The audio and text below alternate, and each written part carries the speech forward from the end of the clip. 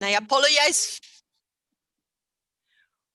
Welcome, everyone. We have 21 people in the room, and I think we're expecting quite a few more. So as you walk into the room, please make yourself comfortable. We're going to be asking you to keep your mic mute, but we would love to see your faces. And if you are like me, that the light is not good, or you are still in your pajamas, feel free to at least use the reactions to let us know that you are there. As many of us are teaching online, we are at least resourcing to all these emojis to feel the love in the room. So we did this last Wednesday, and it was very interactive. We were able to actually get a lot of ideas and resources from each other. So this is not a lecture. I mean, Debbie is a wealth of knowledge, but what was great last Wednesday is that we all contribute and we all share our resources and experiences. So Debbie, if you can put on the chat the link to the Google Doc that we used last time to share resources. Again, this is a crowdsourcing effort. Debbie is going to obviously run the show and show us the website that she created a few years ago.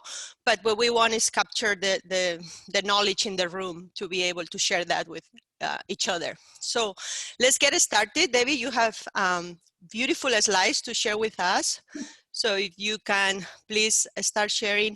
I did not introduce myself. I put it on the chat. I teach at Cal State University, Channel Island.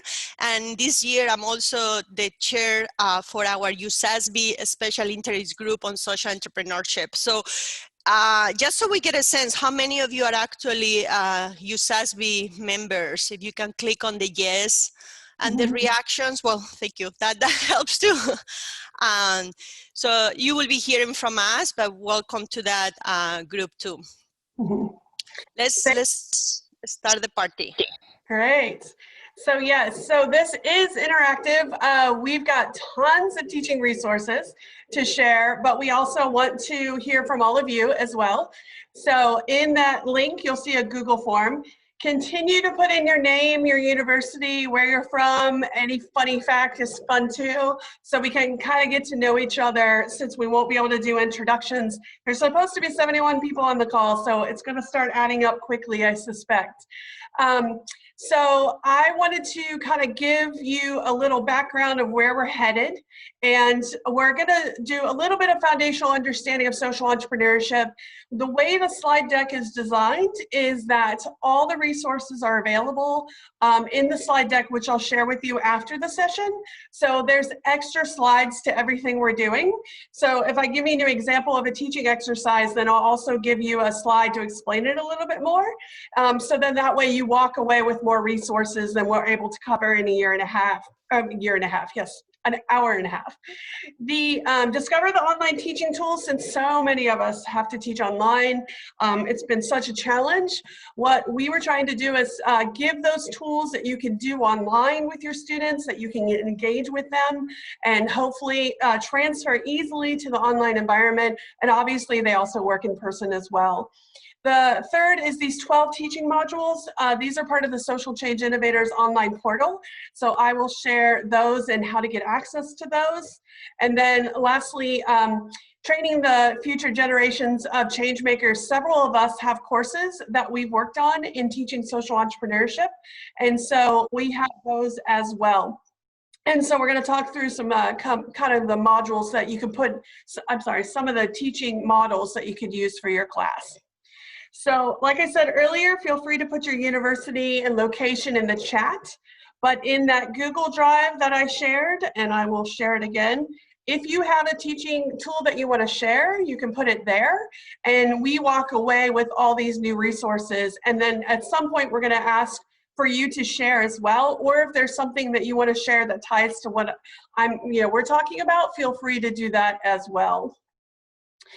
So when we do the teaching sessions, I always think from the perspective of what do we want to accomplish when we walk out of our classrooms. And so I put up these, obviously learning and knowledge and skills we want to accomplish, but it's really in social innovation and social entrepreneurship teaching that we want our students to walk away with, a change in their attitudes and values. We want them to see things very differently. And I'll give you a good example. Last semester, I had a group of students who were very similar in terms of kind of their values. It was during the time of the US elections where there was a lot more tensions. And then I had students that were completely on the other side. And it was just amazing. Instead of seeing this tension that you see in the political system, what we saw was the sharing of attitudes and values and helping bring up people over to the understanding of humanity.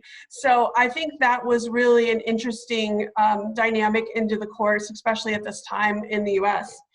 The decisions and actions, at the end of the day, we don't want students, in a traditional class, they come and they learn and then, hopefully they'll use it in their field of study or when they go into their career. But we're hoping that they do something now. We want them to leave this class, leave this program, and take action to make different decisions. And so if we think through that before we're designing a course or a program or a co-curricular, I think it helps us think about how to make that happen and make it better. We all know the why to this. The students love this. The students want this. They want this desire to work for purpose. They want to do business and do good at the same time. And I think this statistic, 54% are more likely to say that they want to have an impact on the world. And, they're going to take less money or less resources to do that. And I think that's really exciting to see this generation of young people who are going to go out thinking about the social good, not just the financial good. In the sessions that you will go through and the teaching tools that we have, we're going to spend most of these, we want to be in this higher level thinking. So if you look at Bloom's taxonomy of teaching, we know that if we just, have the students read something for class, listen to our lectures, maybe we demonstrate, but that really the higher level learning is getting them engaged, getting them to discuss concepts, practice by doing, teaching others. What Maria said is so true about please have your cameras on is there's some data that supports this, that after last semester where all of us were online the whole time, is that if you force the students to put their cameras on, that they end up having a better experience. And the reason is they're not having that community that they've had in the past with the classroom. So as much as we'd like to turn our cameras off and then go do two things at once, that's what the students are doing, obviously, and they're going to learn more. And these engagement pieces, even if it's just taking 5 minutes of the class time, 10 minutes, putting them into small breakout groups, all the softwares that you use for, most of the softwares, I should say, can let you do all the breakout rooms, even if it's letting them discuss the concepts themselves or thinking through how they would do it. I really like teaching others. So if you have a smaller class and you can have them teach concepts, I've learned that they teach at a better level than I do, in the sense of I'm still trying to teach up here and they see it in a much simpler way. And sometimes they teach it better back to each other. So that just gives you some thoughts about as you're preparing. The whole premise of today is to build these experiential learning activities for us so that we hit the ground running. I know for me, I start tomorrow. Some of you start in 2 weeks. Some start a little bit later. And we want to have these tools ready in our pocket for these students to use. So here's our teaching curriculum and resources that's available to you. I sent the link ahead of time for the Social Change Innovator site. This is truly a co-collaboration with lots of folks.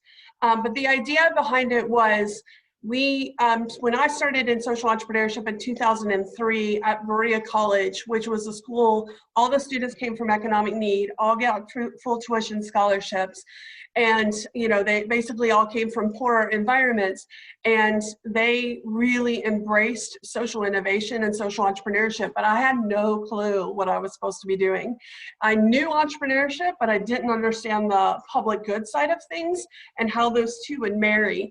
And luckily, Greg Dees, if you know Greg, who's my amazing hero. And for a lot of us, he helped me understand social entrepreneurship better through, luckily he was a little bit involved in our program as well.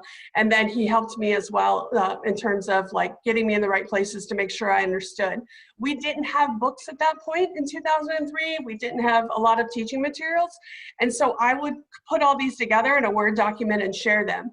Over the years, that has now formulated into the Social Change Innovators online portal. And I'm going to show you what this looks like so that you can actually see it for yourself.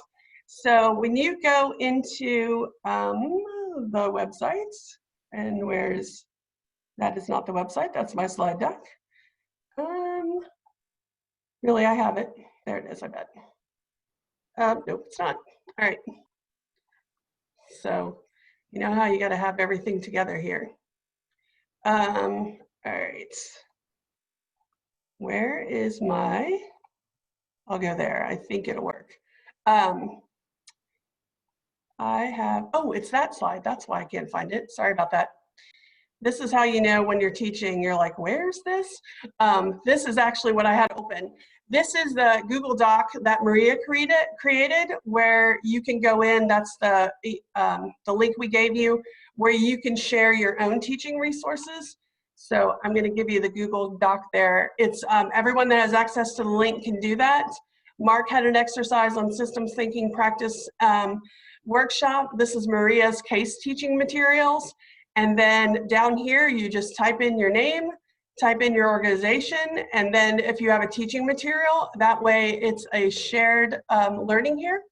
But the website for Social Change Innovators is this socialchangeinnovators.com, which I put in the link. And I'm just gonna walk you through it. Last time I had the designer of the site help me out, but he's in another meeting in Europe right now. So if you go to Social Change Innovators on the main page, you'll see that we put up the most recent things that have been posted. So these all came from our session a week ago. And you can do searches. So if you're going to teach social innovation, if you're going to teach systems change, you would just type that in and it would give you the most recent. So if I typed in systems change, I'm going to put in systems. I should just put in systems because there's lots of them. So you would search for that, and then you would get all these resources here that are there. But then you can also do file types. So you can look at just articles that are posted. So you could look at just the videos that are available. So the videos are fun. We try to do the videos where they're less than 3 minutes so you can use them in class. And then we'll have like the 5 to 10, maybe a 20-minute video in there as well so that you can see those. You'll see on here is how many people have accessed it from the site. So that's kind of our clue of how interesting it might be, not 100%. But you'll see like this is a Khan Academy video, how to get funding for your social venture. This is a really fun little social enterprise 101 with the little drawings. So you can access those. And then you can look at the newest documents, you can look at most recent clicks. I personally just go to Discover. That's the 12 teaching modules we're going to talk about today and give you one experiential exercise from each. So in terms of intro to social entrepreneurship, right there. And this, for some reason, when I'm home, it takes me a longer time for this to link. But so this module here, when you get in there, you can see the most popular first. Then you can see just articles that you might assign or you want to read. You can choose just to see the videos, just to see the presentations. I will say on the presentations, if anybody's awesome at building slide decks or resources, please share them. My colleague, Anna, from University of Auckland, she's now at another university in Australia, but when we had the Dropbox, if those of you are familiar with the old Dropbox, she would post her course materials for a master's level course, and she would take some of my slides and put into hers. Then she would post her materials. I would go look at her materials, take some of her slides and put it into my slide deck. And this went on for years. So if you have slide decks you want to share, please share, because I feel like sometimes it's their cheating of it takes forever to build a great slide deck. So that's an option there. And then activities. So what, there's 6 activities, classroom activities right now we have. And again, as you share more, please feel free to share. And then links is the last one.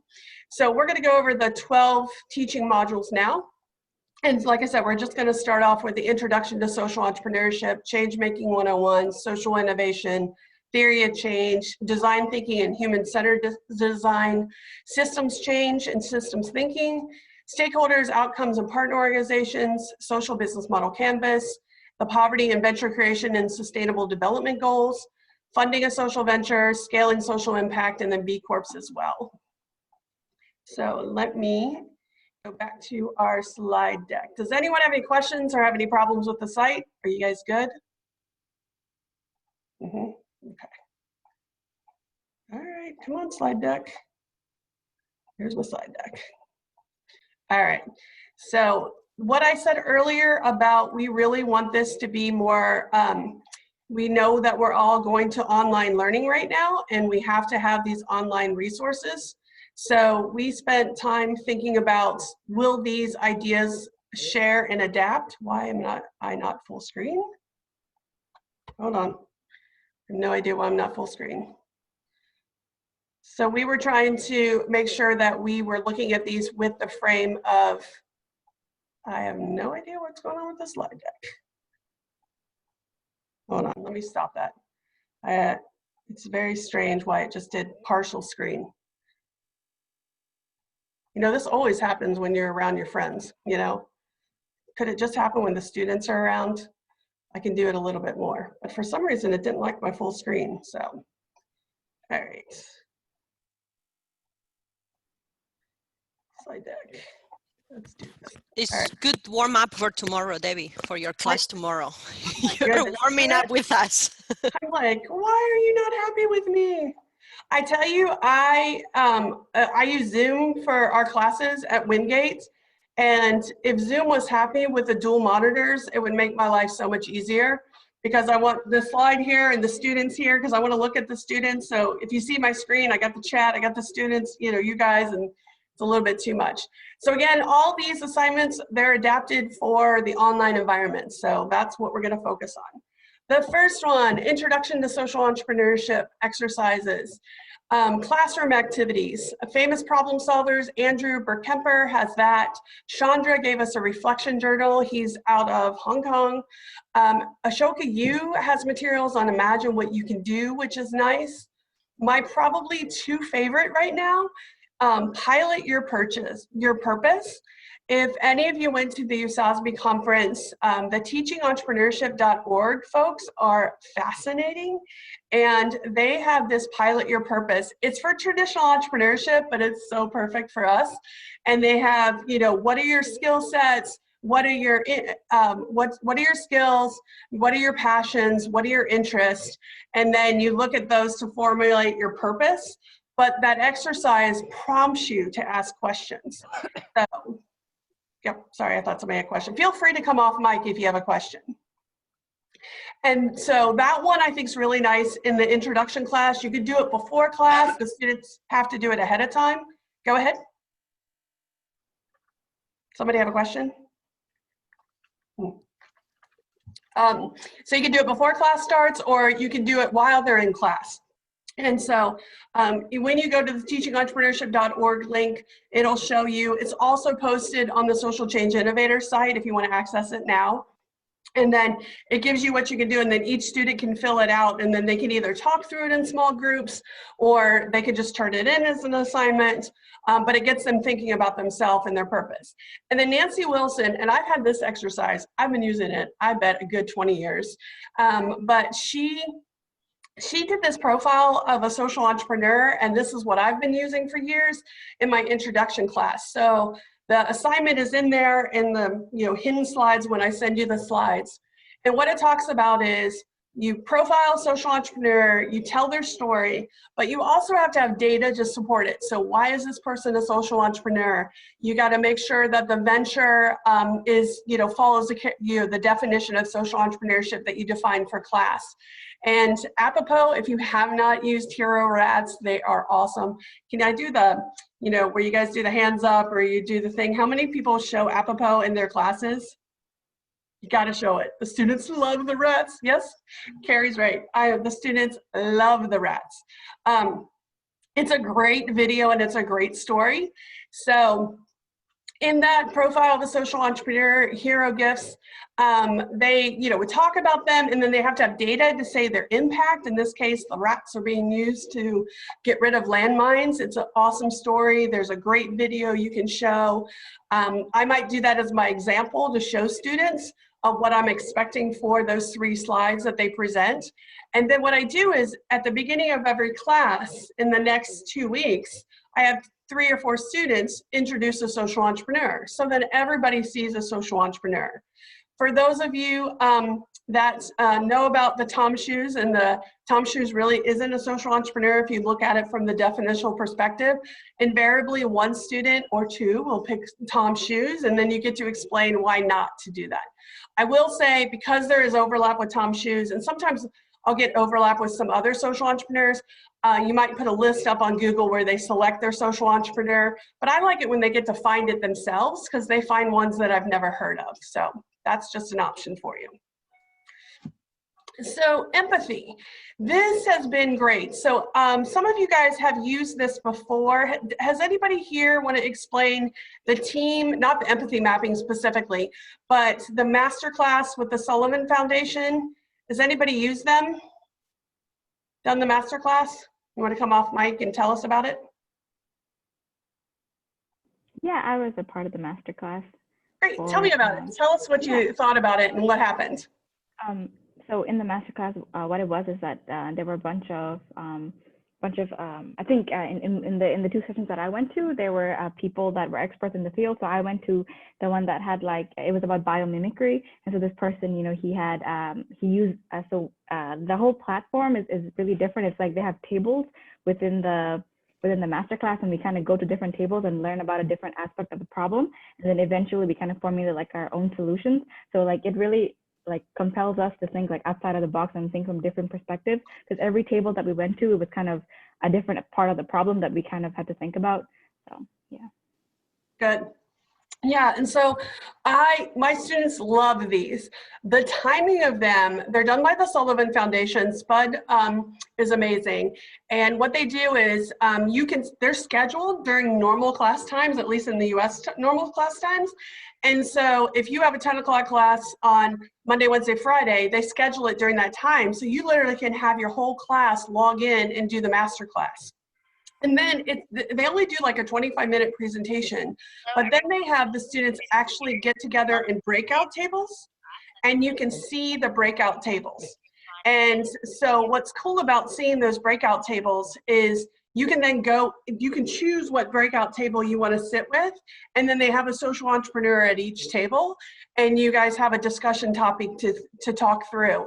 And that's where the students loved it, is they got to interact with students from all over the US in different schools and different passions and different backgrounds, and that really made the class. So I just gave you one of the examples. So they did twofold. They have a whole list of stuff happening for spring 2021, but then they also have the old videos are online right now. So this was developing empathy for tool for justice. And so, and I can't remember the photo right here. He's the one that created this materials. And then he has your classroom facilitation guide for you to either watch the video that he did and then do exercises and activities. And it's a couple of pages for you to do that in your classroom. So I just loved that they were giving me some teaching tools all ready to go, and the speakers, which is what I loved. The other thing they did is they tried to find much younger speakers. So then that, of course, the students love the younger social entrepreneurs that are closer to their age. So that's the masterclass from the Sullivan Foundation. The second module, the Changemaking 101 module, That one was curated from Ashoka U. And so I do want to do a plug for Ashoka U. So anybody that's attended the Ashoka U exchange, Donna, you want to do the plug for Ashoka U, or Selena? Mm-hmm. Oh, you got to unmute. Yeah, full disclosure, I've been a follower of ashoka.org since its beginning, and happen to be the mother of Marina Kim, who is currently the executive director and has been of Ashoka U. So we've sort of been in this game together, and I've been teaching my own stuff off to the side even before that. So yes, Ashoka U exchanges are extraordinary. The commitment of everyone who shows up, the goodwill, the willingness to exchange ideas and leverage off of one another in the best possible way is extraordinary. So I know an online experience isn't quite the same, as we all know, but it's coming up soon, and I invite you to attend if you can. Okay, so I have to tell you, Marina and I were the novice children, and I'm older than I look, at the school colloquium, or the social entrepreneurship colloquium at the University of Oxford, and this is in 2005. We were the only ones in the room without PhDs, and together we're just like, this is amazing. These people are so amazing. And Marina started Ashoka U with a team at Ashoka. And I, kind of took on the experiential teaching and resources thing. And wow, I'm so thrilled I met her mother. I've never met her mom. So, yay, great plug for Ashoka U. Yes, Selena. Saleha. Yes, so I want to tell everyone, I'm on the Ashoka Advisory Council. Please, Ashoka U is a game changer. It's a life changer. Yes. The resources that you get there are unbelievable. The connections that you make are so powerful. Debbie, Dr. Debbie Brock is an example of an Ashoka U connection for me, and so many others. So I can say this now in public. This is the last exchange. So please, this is your chance to feel and live Ashoka U. I know it's not the same as online, but I mean in person, but online also they make it as interactive as you possibly can. And we have got a great agenda coming up for this meeting, this exchange. So please register, sign up, and attend. Yes, wonderful. And Maria put in the link for Ashoka U. We cannot say enough about Ashoka U team. They will, they will continue Ashoka U. It will be part of Ashoka. Most of the Ashoka U type activities in other countries were done under the regular Ashoka umbrella. So it's not like they're leaving. It's just that it's going to shift and change a little bit. But they curated this module for us because I felt like, one of the things that Ashoka U does the best is getting the students excited about becoming change makers. Change maker on your campus, change maker in your community, change maker in your faith-based organization. And so these are some of the resources that they have there. We also added, there's some really great empathy mapping cards that Salesforce did, and they at the School World Forum last year. So that's in the curriculum. And the Interfaith Youth Corps, if you're familiar with them, they bring together people from different faiths. They say we are each other's. Their materials is good as well. So all that's available there on in the change making module. Another one, for those of you that do mind mapping and use Mural and some other software, we want to kind of introduce you to that, especially if you're not using it, to use it if you do the online teaching part. So this one I do, and again, the exercise is explained, is you have the students map out all the social needs, and I have them do it on whiteboards in the classroom. Obviously, we use technology now, so I'll go to the next slide. Oh, I don't have it. It's hidden, but I've got different softwares you can use. Mural, what do you use, Maria? You had one. I don't remember the name. Kuno, for the simple one, Jamboard, as part of the Google Suite, I highly recommend that one because you don't have to register. If you're using Google Suite, Google Docs on your classroom, Jamboard is very, very helpful too. It's less fancy than Miro and Kuno, but that's the yes method in Jamboard. Good, good. Thanks for putting in the links, guys. That's really great. We will share the chat too as well. Well, we usually, by the way, as if you're putting in links, go ahead and put them in the Google slide deck. So then that way we don't have to transfer them over. But you guys, you will have those resources. But what I'll do is like, so all the social needs, they'll map out. They spend a lot of time on that. But what's great for me is I get to see these students are really passionate about the environment. These students are really passionate about healthcare. These students are really passionate about education. So it helps me think about, I might remove their tables or where they're sitting so they're around similar students. And so it just helps me facilitate a little bit. So, you know, it might be social needs.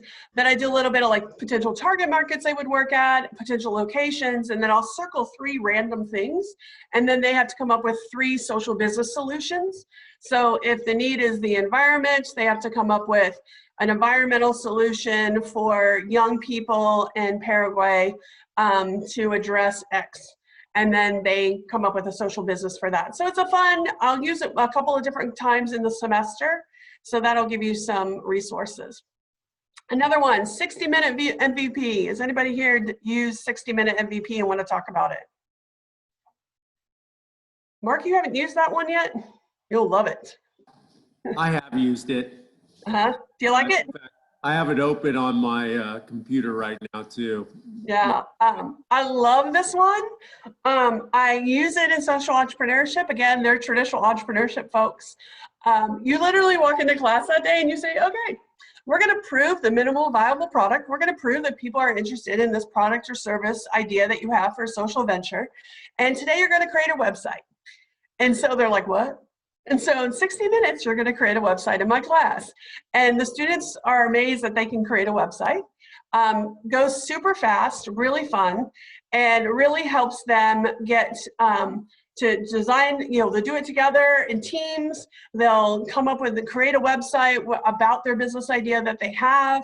And there has to be something they've already decided on, you know, the business idea. And then they also have some other things they can do to kind of prove it. So whether that's trying to sell it or trying to get customer names and email addresses or something else. But again, all the resources are online. Teachingentrepreneurship.org gives you way too much details about how to do the activity. Sometimes I feel like I want the one-page cheat sheet, but that's a fun activity as well. So I want to stop here because I feel like we have so many people that have so many great ideas. And so what we like to do is get all of you kind of connected with one another. So those of you that are preparing for class at the same time, you'll have to get your cameras on. I'm going to put you guys into some breakout rooms and get you to kind of introduce yourselves, but also share either an activity you do with students or some type of exercise, some way to engage others. And then we want to kind of pick out of your breakout room. So I'll pick the top 1 or 2 for you guys to present back to us. Does that make sense? So in your small groups, you guys will, one, get to introduce each other, get to meet a couple folks, and then come back and give us a couple of teaching ideas that you thought were kind of fun. Sound good?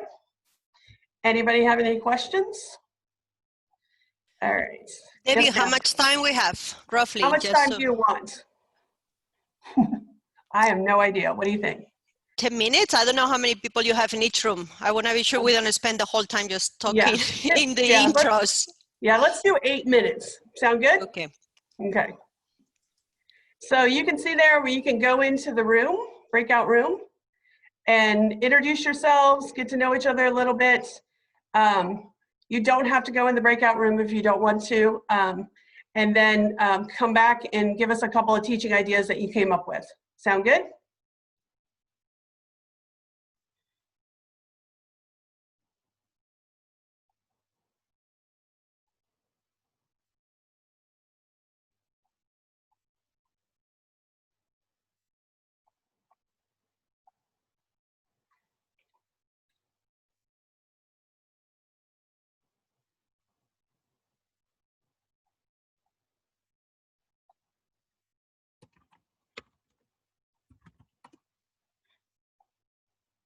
Did you see that you can select the button?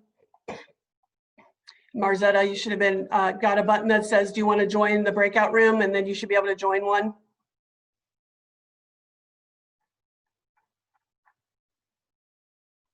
Where's Angela, Marzena? You guys should been able to get a selection to go in and go into the breakout room.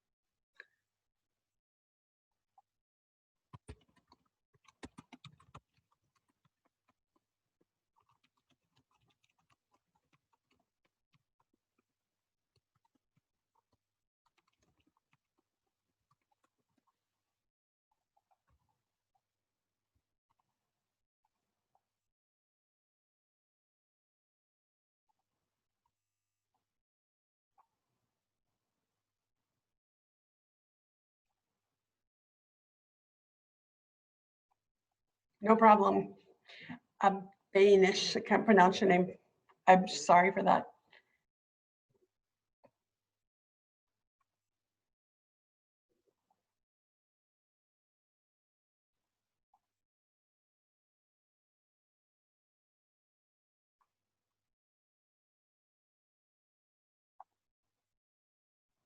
BI social enterprise.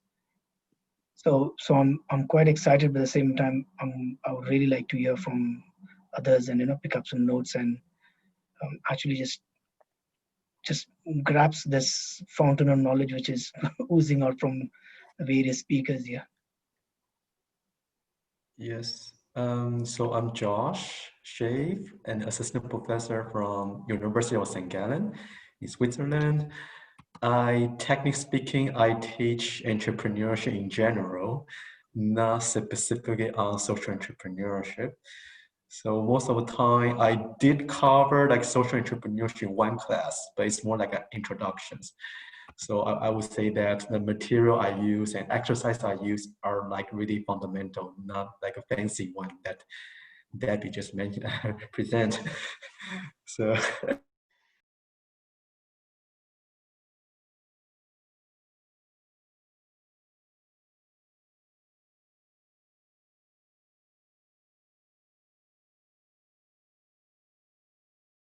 use yeah, so I use hi Debbie. Mark, it's really interesting example. I just tried to fix it in order to use it. From my side, I use a lot of exercises with engagement of social entrepreneurs because almost every second class I bring social entrepreneur.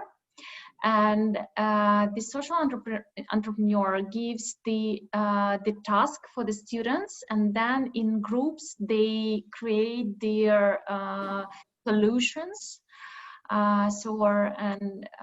It's rather practically oriented, but in order to exercise the theories which I bring to the classes, it makes sense, yeah.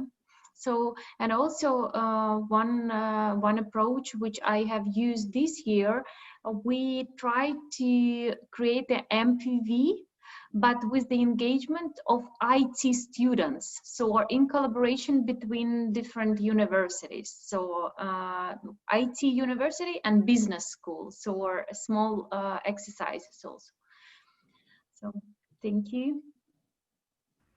Yeah, interesting one. Hi, Lippy, how are you? For me, I do a basic one. It's a mandatory for my class to have college students. So it's great to be here. I'll hand the ball over to Lisa before we get cut off. I'm happy to connect with anyone via LinkedIn. Over to you, Lisa. Thanks. Hi, I'm Lisa Kraczynski, and I'm Director of Career Development at the Schreier Honors College at Penn State University. I don't teach social entrepreneurship, but I have a passion for social impact careers, and I've noticed that so many students that I work with want to do this kind of work. You would think at Penn State we would have more of an emphasis on this because we're a land-grant institution. But what I have found is we have a lot of really cool, great people doing really good stuff, but not necessarily a cohesive togetherness on this. So I am trying to roll my ball up the mountain. And then Debbie, I just sent Spud a note because we work together a lot. He's an alum of Schreier, and I sent him I told him about your shout out. So he said that you work closely together. But anyway, Spud's my inspiration. I always get a Spud buzz after I talk to him because he inspires me so much to do good stuff. So thanks for letting me participate, even though I'm not teaching classes yet.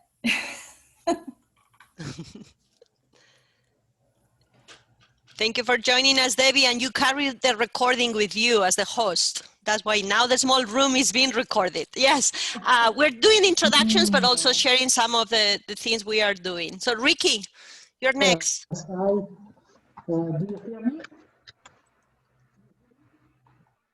The teaching time is very convenient for them.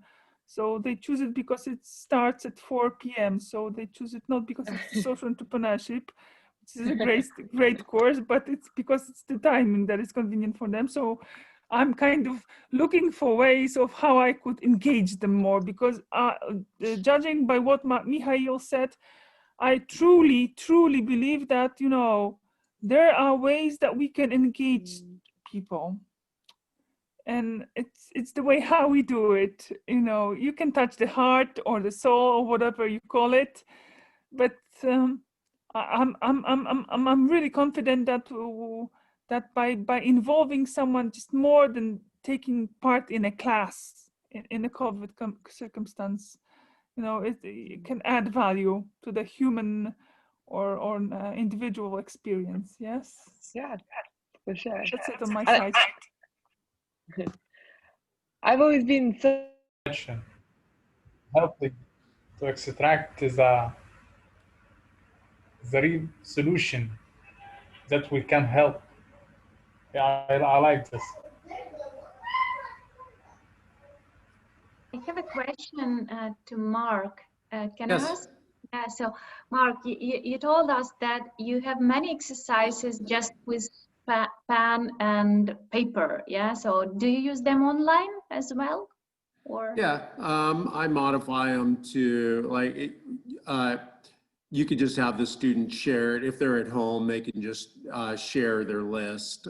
They'd write it at home. I also use like Instagram, and I'll use other like platforms to help with the online teaching aspect of it. Or I'll do a lot of like just share screen, and they'll do like a little project. Like I have one where they go to a supermarket and take pictures of different products that make environmental, social, or corporate governance claims, and then they come back and they share those pictures and talk about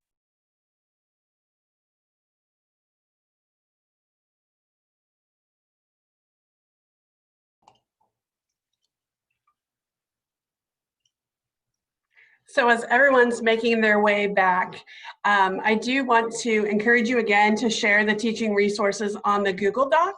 But if a couple of folks want to come out and do a shout out for one of the teaching tools that they got, let's go ahead and share a little bit. So breakout room 1, or anyone. Yes, yes. In room one, we have two great things to share. Cassie, you want to go first with your consulting project? Yes, thank you. So I just wanted to share something that we were doing at our university. So we had a service learning trip planned for this upcoming May, but because of COVID, we did have to cancel the trip. The trip was initially meant to be to the Dominican Republic to help a small group of women establish a women's association and get it up and running with some product development and business skills. One thing that we are piloting this semester, because we had to cancel that trip, is remote mentoring program through Zoom. So we do have 4 different sessions that we will be having students from my university, Waynesburg University, which is close to Pittsburgh.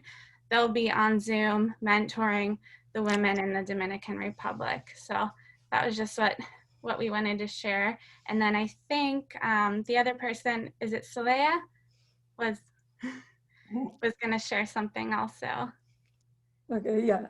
Good morning, everyone. So the program that we have at the University of Houston that I've established is basically experiential learning that embeds service learning with a measurable social impact. So the students act as consultants to under-resourced entrepreneurs. So it's an educational platform that facilitates a value-added partnership between the students in my class, under-resourced entrepreneurs from our local community, and the executives from the business world. And students help these under-resourced entrepreneurs either start a business or take the existing business to the next level. And it's a semester-long course that the students get course credit. And because we make an impact into the local community, that's where the external funding comes in. We are very well funded. And the program is totally free for the under-resourced entrepreneurs, but it really helps my students develop the human-centered skills they need for the marketplace today. So it's a win-win both ways. And the money that it brings in, my dean loves it. It pays for a lot of, it pays for my adjunct faculty and everybody that helps me, my TAs and so on. Great. Room 2 or 3, you got one to share?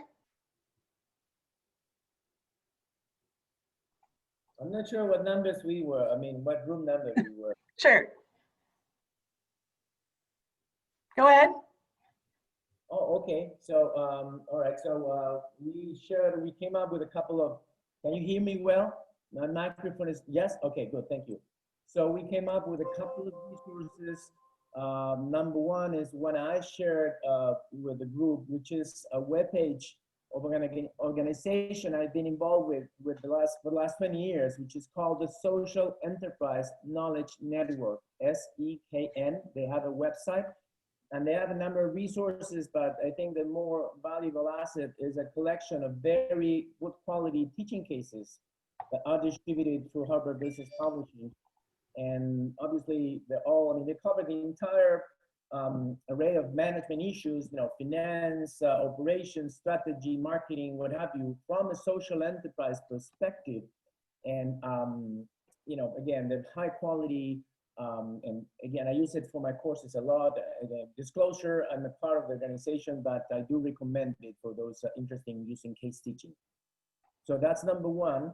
And then Donna recommended her own website. She's very experienced. She was, she worked together with the founder of the mind mapping tool, and she's very, experienced and knowledgeable about that. And she recommended her webpage. I didn't write it down, so I don't know. Would you like to share what webpage is, the name of it? Put it in the chat. Okay, I'll do it in the chat, but I don't have those resources there, but I'm in the process of putting them all online, and then they will be. Thank you. Okay. The later groups, do you guys have a couple examples?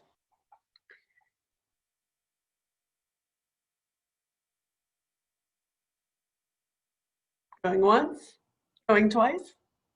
All right, feel free. I'm glad you guys got to introduce each other and get to know each other. Feel free to put in the chat any recommendations that you have along the way. So I'm glad that you guys got to share as well. as we go back to the slide deck, we're starting back up on the theory of change is where we were last time, and wanted to make sure we started there as well. And there we go, full screen, where are you? Some days the slide deck doesn't like me. All right, so so on the theory of change, resources, we did a couple things. I like the theory of change. Well, this is the traditional theory of change. This is one from New Profit. It walks you through, what are the strategies and activities? What are the systems drivers from policies, practices, resource flows? Power dynamics and mental models are really important, and making sure that the power dynamics is fair and equitable, especially with the folks that we seek to serve. So making sure that we're working in collaboration with those folks. So that makes a big difference. And then we go into the behaviors. So what are the behavioral changes you want to achieve through this social venture? And you end up with the population level, are you going to do it on a local level? Is it going to be regional? What's your plans to expand? So that's the traditional theory of change.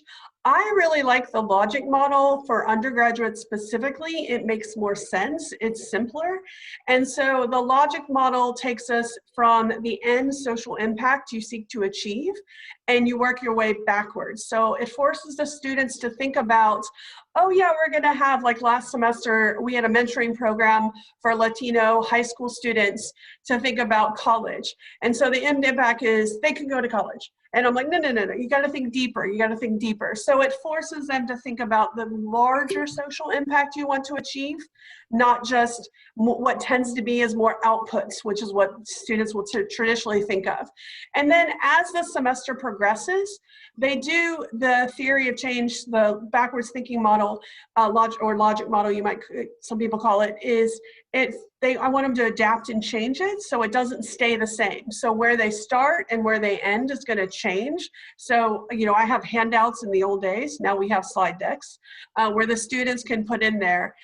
Interesting point, when I don't give them the slide decks, my goodness, we must have graphic design children in this modern age. I've had some of the most beautiful theory of changes designed by students in the last year that I've ever seen before. So the backwards thinking model, Shelter Box, I just love their visual. This is just an example that I'll use of their theory of change because they have cool graphics. And so those are three different kind of thoughts and contours of teaching theory of change. And then again, all these resources that have done theory of change teaching over time, all those are available on the Social Change Innovators website under theory of change. The systems, when we think about design thinking, I know a lot of folks use design thinking in, it could be marketing, it could be entrepreneurship. And what the two things I like, there's human-centered design tool that's available to everyone. That's part of that open idea, or I'm sorry, part of IDEO.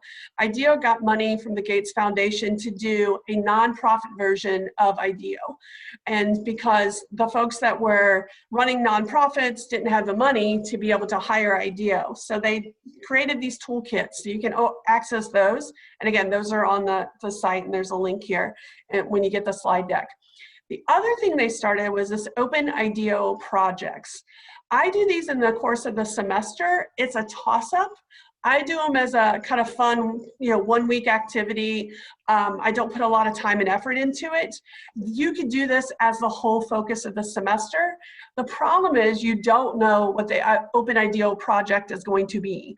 So last semester, how might businesses of all kinds rapidly adapt to support the immediate needs of the COVID-19 response was one of the Open IDEO challenges.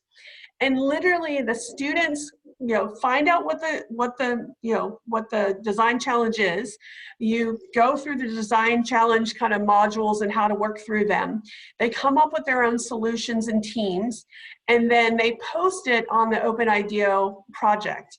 So this part where it says research, and then you do ideas, and then there's refinement and feedback. I've never gotten my students out of the idea phase, but the reason I like it is because all these people from all over the world will give them feedback on their idea to help it make it better. So it's just a way to show that there's this international community that's committed to making an impact in the world through these Open IDEO challenges. Does anybody else want to share what they do with design thinking in their classroom and anything unique that you might be doing? Yes, go ahead. Hi. Thanks, Pancho. Hi.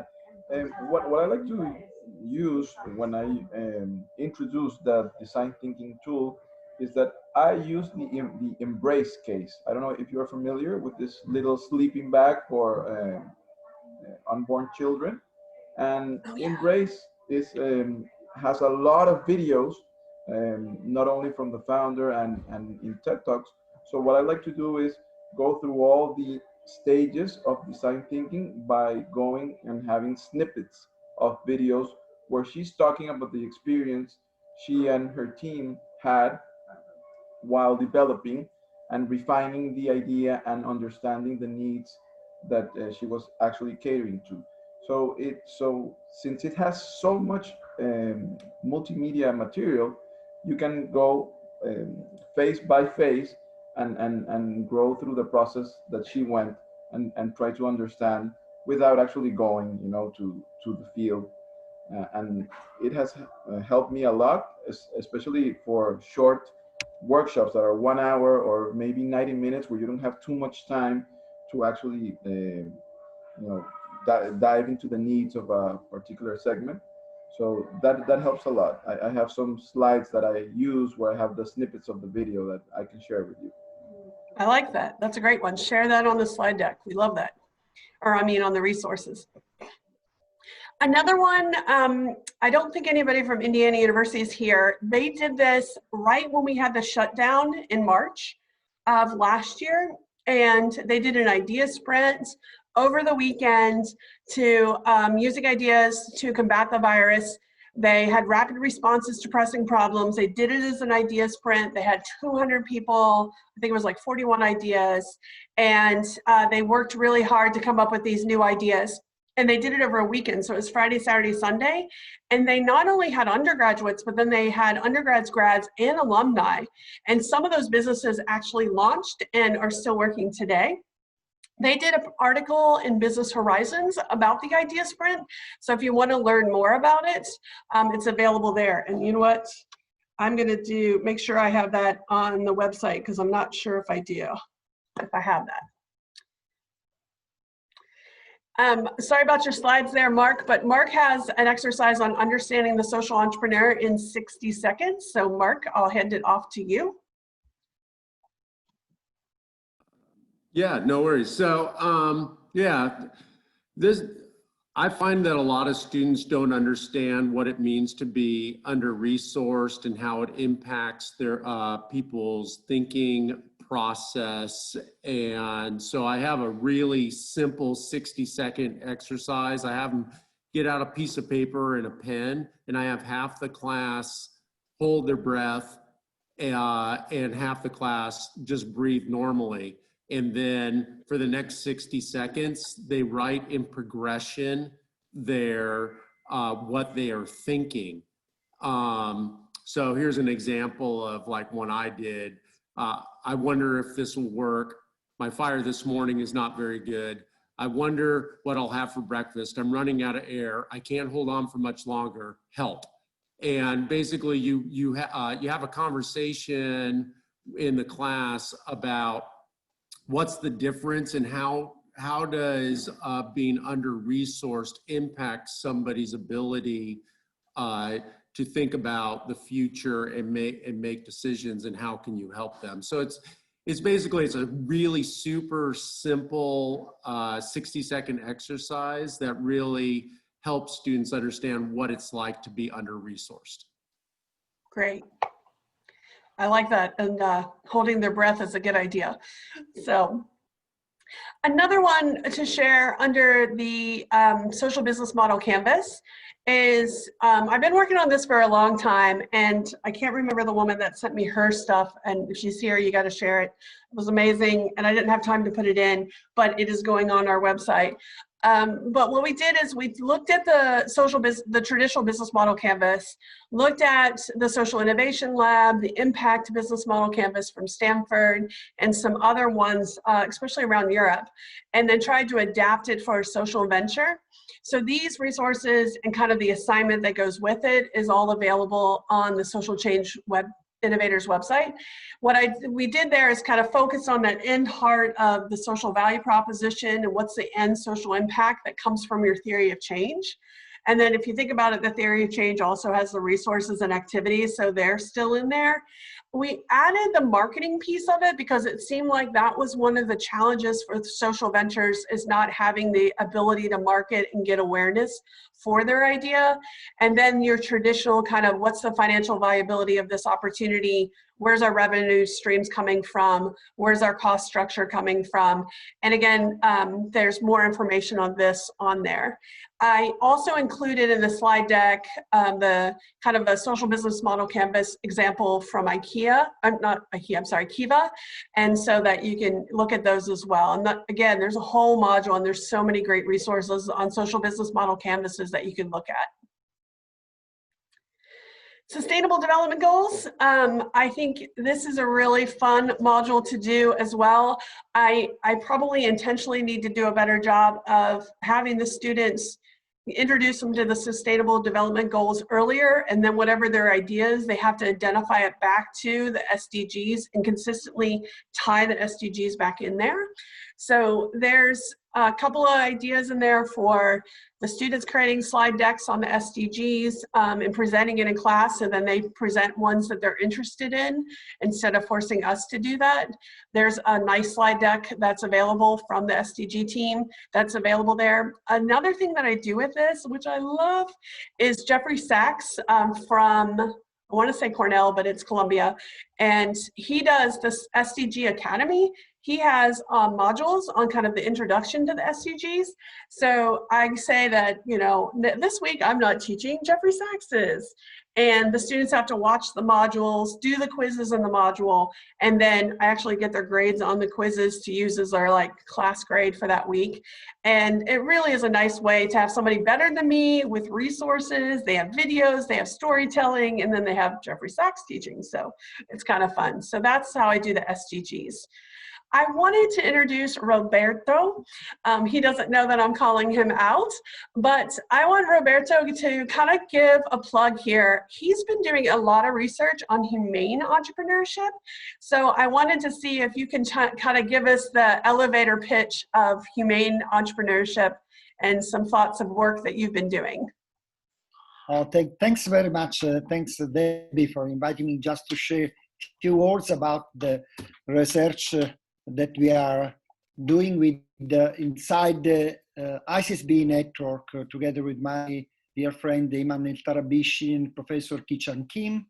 We have started since a long time, let me say at least 4 or 5 years ago, we started to work towards this concept, and of the cooperation with the United Nations, and especially with the UNCTAD section of United Nations was of course of great inspiration, and we realized a couple of events there in the at the New York headquarters, a couple of forums on the issue of humane entrepreneurship, and these events were really very inspiring, and they was let me say a starting point to work from on the research side too, and we have in the process to complete a special issue on our flagship journal, that is Journal of Small Business Management. We are in the final step to complete the special issue. We have some very good paper on that topic. Sorry, on the topic, and I hope that at the beginning of this year we could have printed the special issue on humane entrepreneurship. And so we are very interested to analyze this kind of concept from different angles, from the firm level as an orientation, but we are inside the network as it's been in other network research, we are starting to to go deeply into this issue, trying to understand the connection with personal value and beliefs. So it's an ongoing process of research, and I would like, of course, to share with you the progress of this of the research that we are doing on the human entrepreneurship. That really in a very synthetic way, it's a way to conceive a new kind of firms that is capable to match together innovation, capability to be very innovative, but at the same time that is very respectful and in empathy with human resource that are inside the company, and that in senior, let me say, that are in empathy with the overall social structure, and that's good for society and for the planet. So it's a model of being entrepreneurial that we see in many companies. Also in the business side, we see a lot of companies that are working, they are fully implementing this kind of model. So we are curious to know, to continue to study the subject. Thank you very much, Debbie, for giving me this opportunity. Thank you, Roberto. We did a session with ICSB on humane entrepreneurship and social entrepreneurship, and it was just a fun opportunity to hang out with some new folks in our field and get to know some new resources as well. So thank you for that. And there are some good articles that you can find. Roberto, if you have a chance to put the link to the article on the chat, that would be great. Yes, of course. Okay. I will, I'll do the funding a social venture because this is just things that you could look at. Not a ton of great exercises in there, so feel free to add your own. But just from a teaching opportunity, I've noticed that people really need to know more about the funding side of social ventures. If you're doing work in the community with social ventures, you obviously know that this is probably the #1 thing they're the most concerned about, is how do I get the money to fund what I'm trying to do? So there are resources there, not a lot of experiential resources, unfortunately. But I did kind of give a couple of the slides about kind of helping them think through the different ways that you can raise money. I will obviously, give support where we want that earned income piece. So from a social, entrepreneurship definitional perspective, you have to have earned income, and it's going to hurt the organization if there's not those earned income options. And also reevaluate and kind of rethink. If you look at Huss Power Systems, which is probably my absolute favorite social venture, the impact, when I look at Huss Power Systems, they could have chosen to go for profit or nonprofit, which would have been the logical way. But what they realized was to get energy to multiple regions within, in this case, it was India. They were working in Bihar, and then they wanted to be able to scale it. They went after the impact investing, and they didn't get venture capital, but the impact investing dollars, and they ended up with IMF funding, the World Bank. They got funding from the Dell competition, which is how they started. So if you have a chance to look at Huss Power Systems, and again, they'll be highlighted in the website. They're probably my favorite example right now of social ventures in terms of the ability to scale and what they've accomplished because they have that earned income element of the venture tied down. Systems thinking. So I know there's some folks here that probably have more resources on systems thinking. So does anybody want to share some thoughts about system thinking, or has anybody done the Map the System program with the University of Oxford? And any thoughts? Nobody's done it?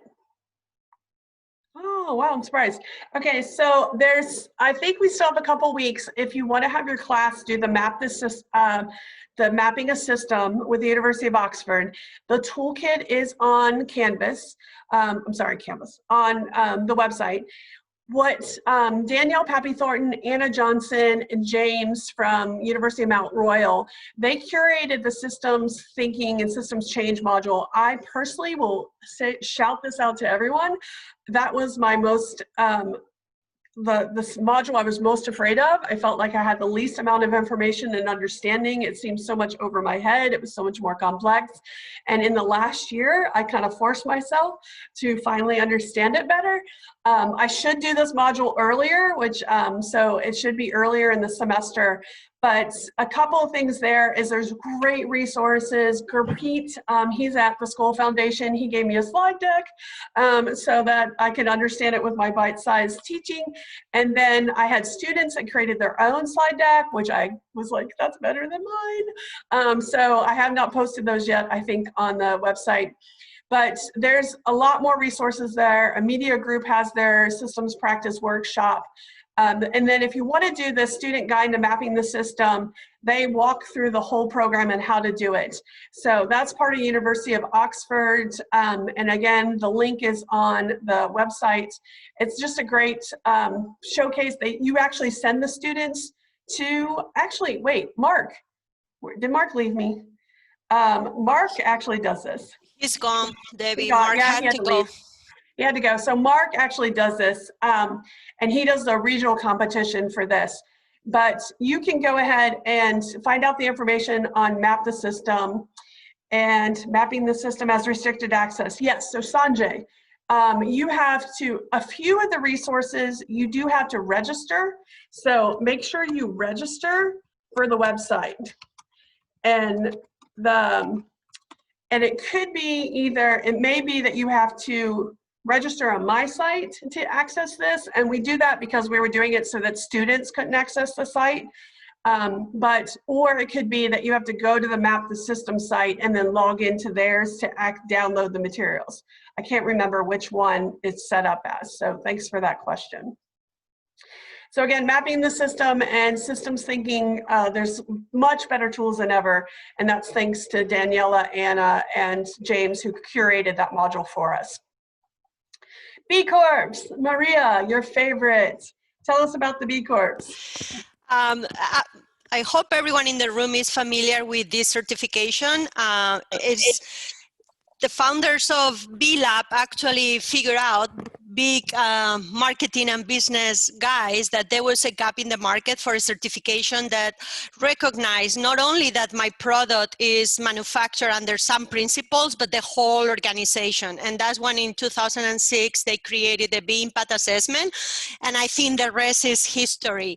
But there is a strong community of academics that are incorporating research, the teaching, and of course the service through the B Corp Impact Clinics. And shout out to Jessica in NC State, because she has been really the brain behind all these. So now we have a website. It's called B Academics, and I will put it on the chat, that is actually launching the membership. We have a lot of resources, and of course some of those resources are free, but for sustainability purpose, as we are a nonprofit, we are launching our membership at the end of the year. So I'm highly involved. I'm one of the funding members. My bad. So if someone is interested in bringing B Corp resources to the classroom, please let's also connect for that. And I'll put the website on the chat. Yeah, and Joel Gelman, he's on our kind of our group of advisors for the website. And Joel had given us some of the resources to build the B Corp and the legal structure materials on our site. And then we point you to the B Academic site because they have even more resources. Scaling social impact, another challenge for all of us. I don't have experiential activities at this point, but I do have, just wanted to kind of screen capture some things that are available. The Rockefeller Philanthropy Advisors has some materials on the site. USAID and the School Foundation, they did amazing cases. So Duke University got funding from USAID and School, and Mercy Corps was involved. And they did some in-depth stories and cases of social entrepreneurs, but they did it more of a storytelling versus the traditional case. And in those, you can use those. They're all free. They're on the website for Scaling Pathways. You just click on the link and you'll access all of those. Those are really great. I put my slide deck in. Again, I got a new one that's better. Students are really helping me a lot, by the way. Alnor Ibrahim, who's at Tufts University, he wrote a book on this. And so I got some of his resources on practical resources for measuring social change. He said, sure, go ahead and post it. And by the way, I should say this about posting. Feel free, you can post your own resources on this platform. And what I've learned is most people will send them to me and make me post them, but that's okay. But you can post your own resources on the platform because it is a shared resource. And that's how we ended up with so many great resources, because obviously the Rockefeller Foundation is not sending me the resources. In that case, they made them available, and then I went in and posted them in there. So that we've just got so many great resources on there. We talked about the Google Drive again. So again, if you have any resources, or even like Maria included a bunch of case teaching tools on the Google Drive. So feel free to keep adding your own, so that in the end, we kind of like to walk away with like 30 or 40 different teaching ideas and experiential exercises. And you guys have been great about sharing those. And I want to go to the course modules because of time. I will kind of do a quick introduction of course modules. So what we did on the site is we've got kind of the design of your course if you want to do a consulting course, and there's some materials available there. The University of Maryland has some consulting materials. They haven't updated them, but some of the older ones are there. The social change project plan, where you do a project that the students work on. Maria has COIL, and she has a video that she can send a link to you, and that she talked about at USASB, and she can talk about the COIL as well. Product development, which we probably don't have a lot of people here, but humanitarian engineering and social entrepreneurship at Penn State. They do the appropriate technology, and they have Kajal Mehta and the team there. They have a journal. He's no longer there, but there's some resources there if you're interested. And then obviously the case teaching, and Maria has gotten tied into creating some cases, kind of a module with case recommendations for folks, but we don't have those online at this point. So any questions there about course models that you want to ask us and share with us? Oh, my camera's off. Sorry. Is somebody, it might be somebody's audio. Go ahead. Ezekiel, go ahead. Yeah, so there's one resource I'd like to share with you all. Probably you've heard of it, but there's this initiative called Aim to Flourish that seeks to give visibility to interesting stories around the world related to social innovation, innovation that benefits, the 3 Ps. I've had great results. People, students get really motivated. At least when you teach to MBAs that probably have not heard that, they relate social good with philanthropy. They have very outdated, ideas about what they think they know. But then they learn that there's this whole burst of entrepreneurial energy related to innovation with social investment. Again, it opens up a whole new world for them. And I do recommend it. I've had great results with that platform.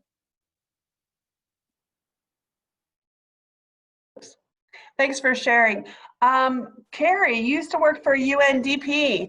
Yes, I put some of the resources on, and I think I need to put more on. Would you like to give a shout out? Yeah, it's been about 8 years since I worked there, but we launched an accelerators network there, and it's just taken off over the past 8 years. 92 labs in over 100 countries, and scaling is part of the innovation framework that the country offices are looking at. So on that website that I just put in the chat, there are a ton of resources. I'm a bit distanced from them now, but I wanted to flag the good stuff that lab network is doing. It's quite impressive. Nice. Thank you for sharing that. The AIM to Flourish is a great one too. Or that's one, I'm sorry, Ezekiel, you talked about that. Is any other questions on course models? Good. I have a question, sorry. Yes, go ahead. I was just going to ask what you just on the screen had several modules that it was about product development, it was about thinking system or unifying thinking or any other things. Do you recommend to have a course that basically includes all of these modules, or would you recommend to focus on one of them as better or two of them is better? Right. So if the course design, you're gonna pick one. Now, I designed my class because I'm at a small school and I only get one social entrepreneurship class, where those like the Canadian, the Europeans, you guys have like whole programs in social innovation, which I love. And so if mine is the students get to pick if they want to do a social change project for an idea they have, or if they want to consult with a social venture. So last semester I had some work with social ventures, and then I had some do their own project. And one of the projects actually launched. It's called the Growth Project, and they're still working on, and they're building it, and it's mental health and plants, which is kind of fun. But that one got launched, so that was super fun. So I let the students pick. No one picks appropriate technologies, but I'm not in an engineering school. The case models, I have them, they could write a case. Nobody picks that either because they don't have a social entrepreneur that they know well enough. But you could do a course. I would recommend doing a course with one of those, but I just allow them to pick the project that they want to do. If I had two courses, then I would have an introductory course with the kind of the survey of all the different social entrepreneurship topics, and then I would do one of those, consulting or project plan or what have you. Thanks for that question. Okay, great, thank you.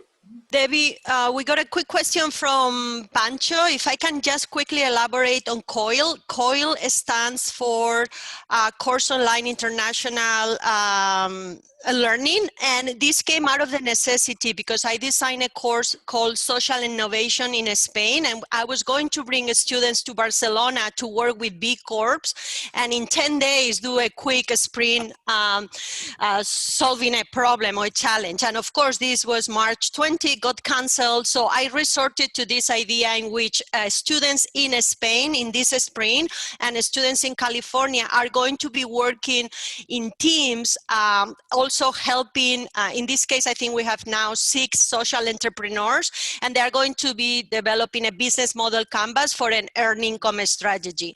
And we have entrepreneurs in different level of maturity. Some of them only have the idea, some of them are already established. So not only they're going to learn obviously about social entrepreneurship and the impact business model canvas, and now I know now Carrie was part of that, so thank you, Carrie, but they are also hopefully going to learn some intercultural competencies because they will be working across time zone, different languages, and I hope it's a good experience. I'm doing a little bit of research, so I'm going to be collecting pre and post in the course, and hopefully May I have good news to share with the team. I did present this in USASB, so I created a website where you're going to see my slides, and then I link a lot of resources. So if you scroll down in that link that I shared, you're going to see pointers to the Sunny. Sunny in New York is doing fantastic work with COIL. There is a whole journal. It's also called Virtual Exchange. So I think it's a very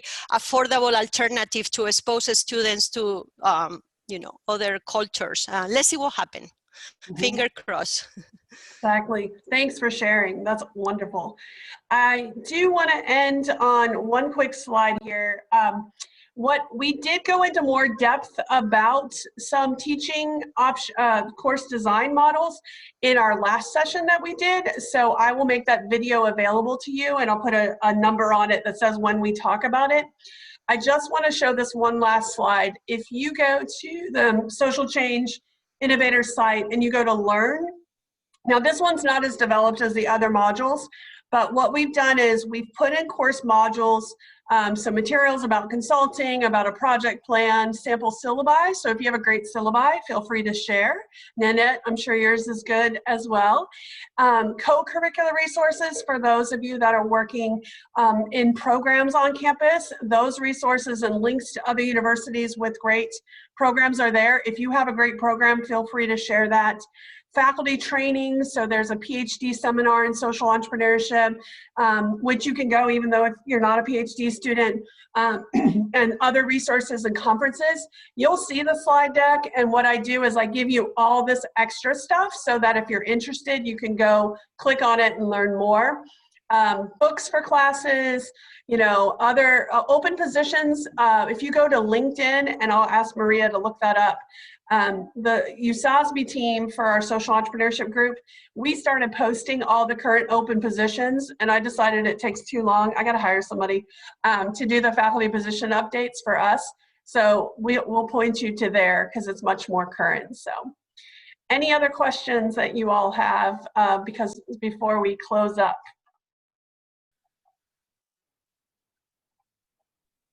So I'm going to ask. This is Sarah. Do you actually cover all 12 modules in a semester-long course along with a project? Yeah, so when I first designed it, because it was kind of introductory, is I had a week of, you know, intro to social entrepreneurship, a week on social innovation, a week on sustainable development goals, a week on. So that's where I was covering all that. What I've learned is that obviously like scaling social impact, financials, you know, funding, you know, sometimes they get too in depth and too big for the students to understand. But I also, if I, you know, because I feel like there's a good percentage of them that are going to go start social ventures, I want to touch on those.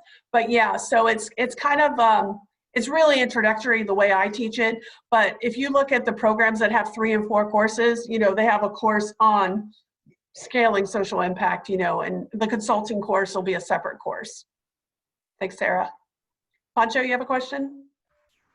Yes, I was just wondering in terms of, you shared with us 5 types of courses, but I'm trying to locate that in the website, and I'm not sure. I'm a little bit lost because if I put in learn, it's under learn, and it's the first one on the left, and it's the course models and syllabi. Exactly, and for now we only have like the consulting and the social impact, right? Those are the 2 that I have materials for, and then we're going to build the cases, and I need to add the stuff from the humanitarian design. Exactly. But you can email me. If you guys want other things, just email me. I'll send it to you. Excellent, because I was wanted to see some stuff from COIL as well there, but I see Maria already shared. She's so good at that. All right, so I have one favor. I'm going to take a screen capture of all of us. So if you could go off screen, and even if you're, you know, hidden, that's fine. We're going to do a quick little screen capture, and Maria's going to take one too, so I make sure I get a good one. So we just want to kind of like have everybody smiling, take a little screen capture. So we're a little team here. And where's my print screen button? So thanks, you all. Oh, I like the hi, Ezekiel. And great. So we'll get everyone in their highs there. And thanks so much for joining us. Again, feel free to, I'll make sure you get everyone's email that participated. So if you want to follow up with anyone, we'll do the video everyone will get access to and the slide deck, and I'll send that today, probably a little bit later. But thanks again, all. I appreciate all of you and sharing. Bye. Thanks, everybody. Thank you. Good luck with your class tomorrow. Yes. Thank you so much. Thank you. I wish it was social entrepreneurship. I'm prepared for that one. Thank you, Debbie. Bye-bye. Thank you all. Thanks, Maria. Thank you, Mark. Thank you so much. Thank you, everyone. Bye. Thanks, Donna. Nice to meet you. Bye. Hi, Margaret. Thanks, Josh. Thank you, bye. If anybody has questions, you can ask. Bye. Thank you. You want to start recording? Stop. Sorry, no, stop.